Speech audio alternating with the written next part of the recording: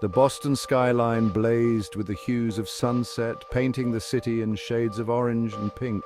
Lily Bloom stood on the rooftop, a lone figure against the vibrant canvas, her silhouette blending with the twilight.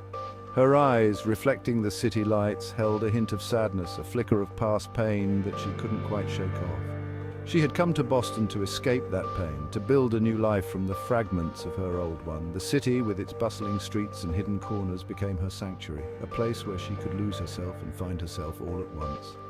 Lily took a deep breath, the cool evening air filling her lungs, bringing a sense of calm and clarity. She had always been a dreamer, a writer at heart, finding solace in the words she penned. Her journals held the fragments of her life, her hopes, her fears, and the dreams she dared to dream. Boston was a new chapter, a blank page waiting to be filled with the story she would write, a story of resilience and rebirth. She had come to the city with a dream of opening her own floral shop, a place where beauty and nature could intertwine. The rooftop, her haven in the city, offered a moment of tranquility, a space where she could breathe and simply be.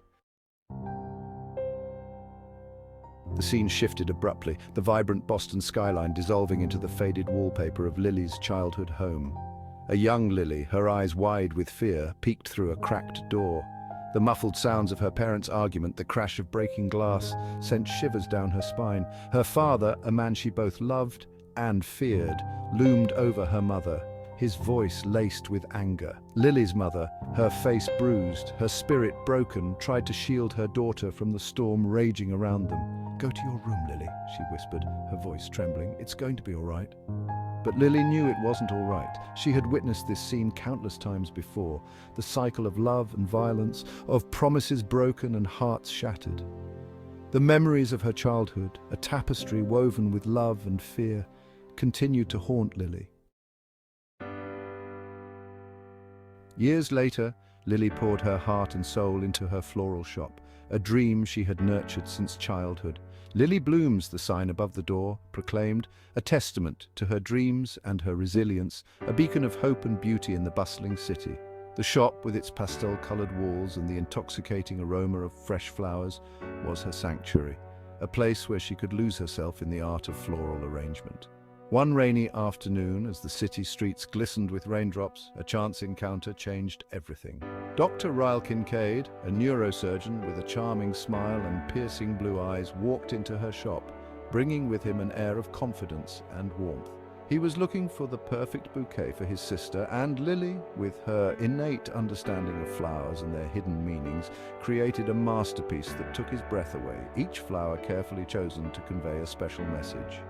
Their connection was instant, a whirlwind of shared laughter, intellectual conversations, and undeniable chemistry that neither could ignore. Ryle was everything Lily had ever wanted in a man, successful, intelligent, and undeniably handsome, with a heart that seemed to understand hers. He swept her off her feet, showering her with affection and attention, making her feel cherished in a way she had never experienced before. For the first time in her life, Lily allowed herself to believe that she deserved to be loved, to be truly happy, and to share her life with someone who valued her as much as she valued them.